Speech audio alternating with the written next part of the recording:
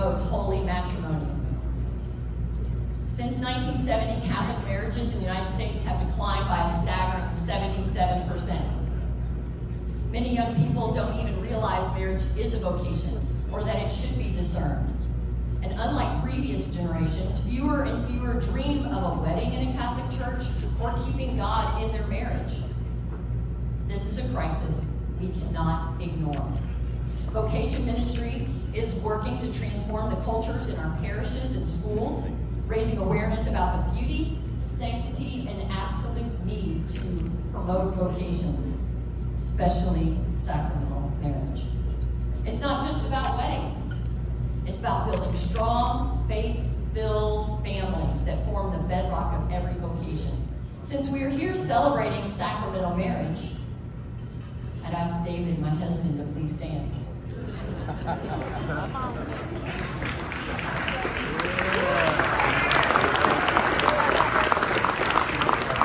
didn't know I was going to ask him to do this. David and I have been married 27 years. We married at St. Anne's at Shepherd and Westheimer. Thank you, David, for bringing me into the Catholic faith and holding my hand during this journey. I love you. Thank you.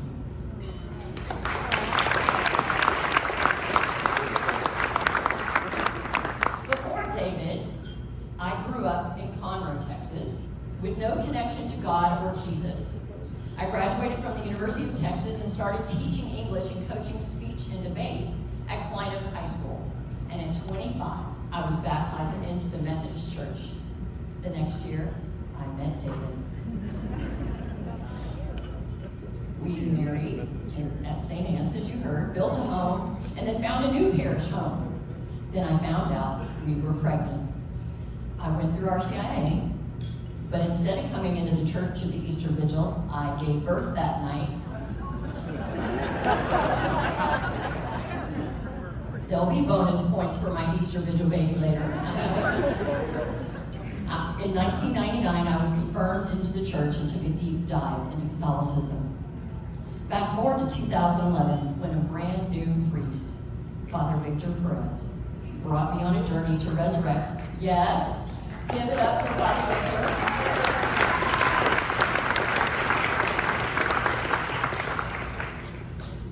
Brought me on a journey to resurrect the parish vocation committee at St. Cecilia, our parish. Unfortunately, neither Google nor the church had anything comprehensive to tell me how to do this work.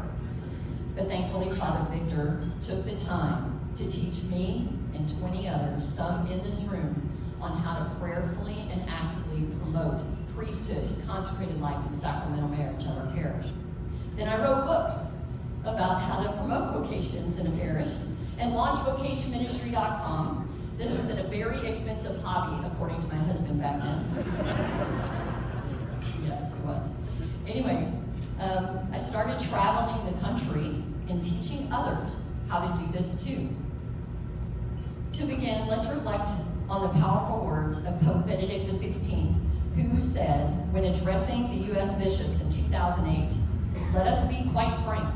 The ability to cultivate vocations is a sure sign of the health of a local church," that's the diocese. "There is no room for complacency in this regard.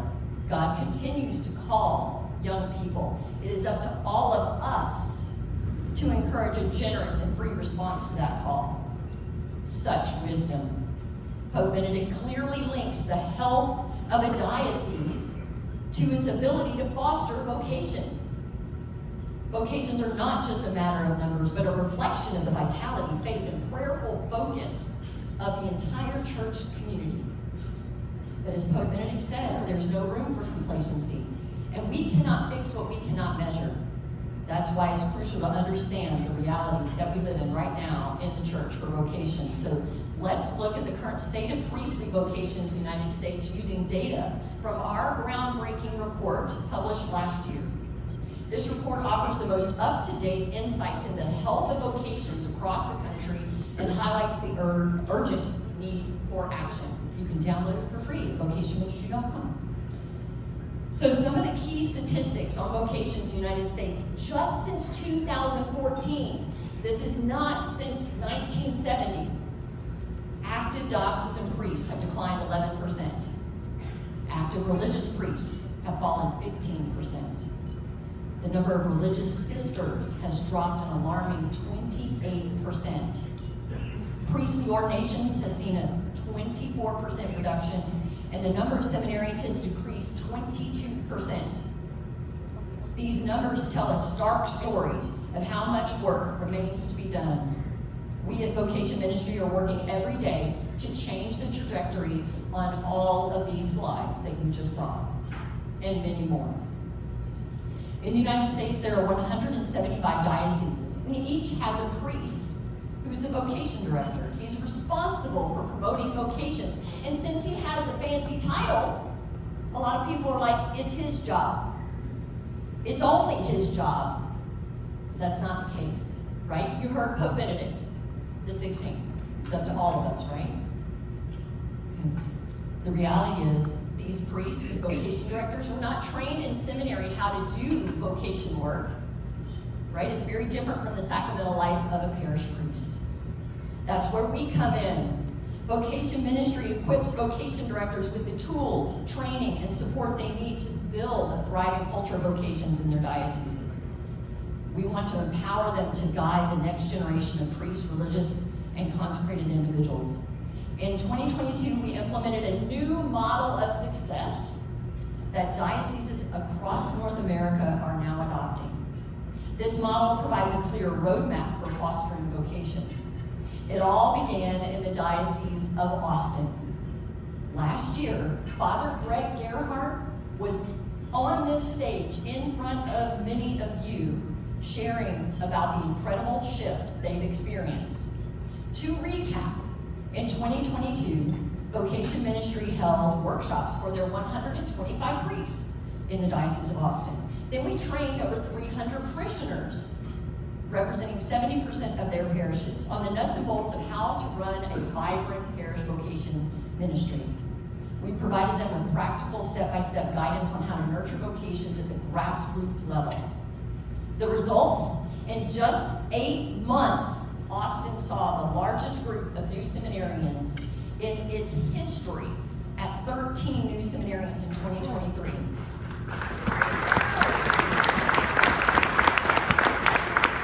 And the momentum continues. In 2024, they set another new record.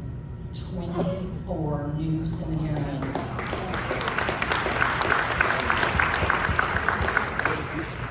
This isn't just a number. It's a testament to the power of prayer and dedication to building awareness of vocations. In just 2 years, the Diocese of Austin doubled the number of seminarians they have from 30 to 60. Praise God for his abundant blessings. And it's not just happening in isolated areas. Consider the Archdiocese of Hartford, Connecticut, an unlikely place for such growth.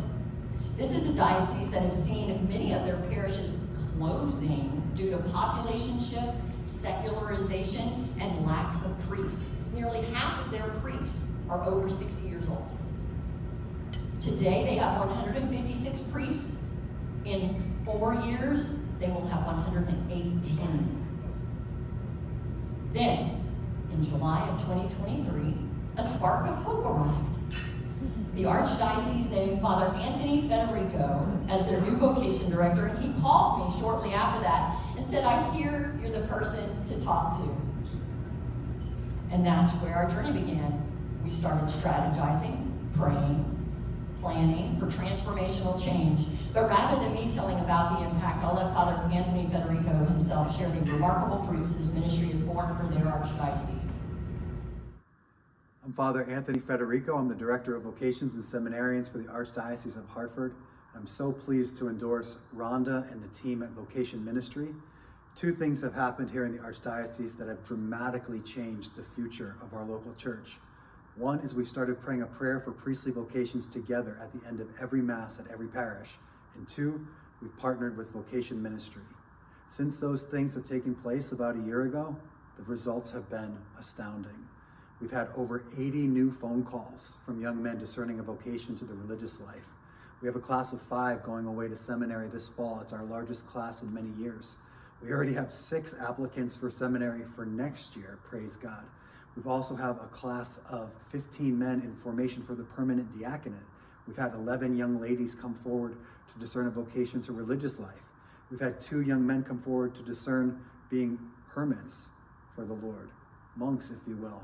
We also have 2 young women who have come forward to serve as consecrated virgins in the service of the church, not to mention all the new couples in formation for the sacrament of marriage. In short, we've had a whole revitalization here in the Archdiocese, and it's all attributed to the power of our prayers and our partnership with Vocation Ministry.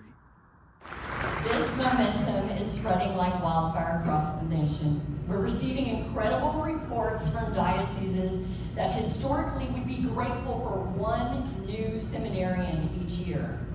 But this fall, Memphis, Tennessee has 7 new seminarians. Biloxi, Mississippi, Scranton, Pennsylvania, and Tucson, Arizona have 3 new seminarians. Metuchen, New Jersey, 7 new seminarians, more than the rest of the dioceses of New Jersey combined.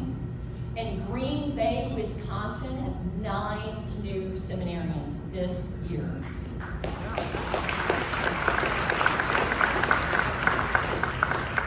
Each of these numbers reflects something deeper. We've clearly discovered that when vocations become a priority in parishes, dioceses, and schools, the response is overwhelming.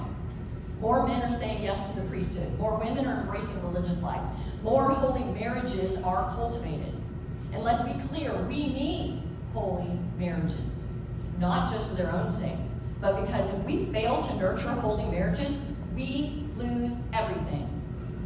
Without strong, faith-filled families, we will have fewer men and women saying yes to their God-given vocation. Families are the seedbed of every vocation, whether priesthood, religious life, or marriage itself. It all begins there. Unfortunately, the recent stats are shocking. A survey of Gen Z and millennials found that 40% think marriage is an outdated tradition. 85% do not find marriage necessary. Since 1964, 75% of marriages involving Catholics did not take place in a church. These numbers are a wake-up call and show the urgent need to promote the sacrament of holy matrimony in our church. Without strong, faith-filled marriages, the entire foundation of vocations is at risk. Since 2015, we have provided practical, actionable ideas to over 5,500 priests and 8,000 parishioners across the country to strengthen marriage and family in their parishes. Here are just a few simple and powerful ways we encourage parishes to foster holy matrimony. We ask parishes to pray for those in marriage prep. On World Marriage Day, invite all married parishioners to receive a special blessing. Designate one Sunday each month to recognize and bless couples celebrating their anniversary. Honor the longest married couple in the parish, just like we did earlier. Invite a married couple to be the main speaker at a marriage event at their parish. Establish a ministry dedicated to supporting currently married couples. The priests we work with take these ideas, tailor them to their parishes, and find the best ways to promote holy matrimony. I'd like to share some pictures of amazing work parishes and schools are doing across the country after our workshops, which is really inspiring to see. And speaking of celebrating holy matrimony, I'd like to ask Leticia Ramirez, one of our esteemed presenters, and her husband, Manuel, to stand. As they are working, I would like to recognize them. They've been married for 44 years.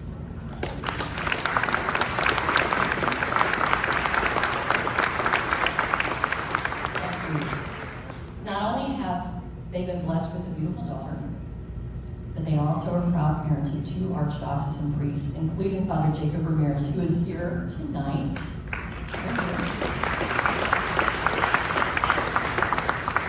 What an incredible witness to the power of family and vocations. Now I'd like to invite all the parents of seminarians, priests, sisters, monks, nuns, and consecrated virgins to please stand, because I know we have quite a few in the room.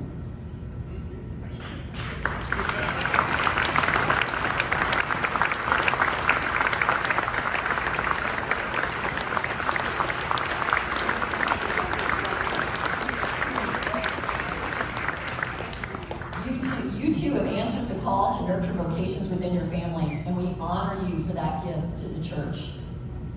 2024 has been another groundbreaking year for Vocation Ministry. In the past years, we would typically hold around 20 diocesan workshops annually. But this year, the number has skyrocketed to 65 workshops, more than triple the impact. The demand is so high that some dioceses are waiting 18 months to see this same radical increase in vocations through these workshops. With this incredible success, you may be wondering and asking yourself, why does Vocation Ministry need your help? The answer is simple. We view this work as a gift to the church. This area of ministry nationwide is severely underfunded. Most dioceses don't allocate a significant portion of their budgets to vocations. Even though without priests we do not have the Eucharist, and without the Eucharist we do not have the church. The truth is, if we charge dioceses the actual cost of all of these workshops, only the wealthiest dioceses would be able to afford them. But we're committed to making these workshops accessible to as many as possible, especially to those in mission dioceses where resources are scarce, but the need for priests, sisters, and strong marriages is very urgent. Mission dioceses, like the ones shown in green on this map, make up 58 of the 175 dioceses in the U.S. These dioceses face significant financial challenges due to their small Catholic population and limited number of resources and priests. They need Vocation Ministry's help to foster a culture of vocations. Your support will help us continue to be a driving force for meaningful change, building up a new generation of holy priests, sisters, and strong marriages in mission dioceses and beyond. The future of our church depends on it, and together we can ensure that it thrives for generations to come. God bless you.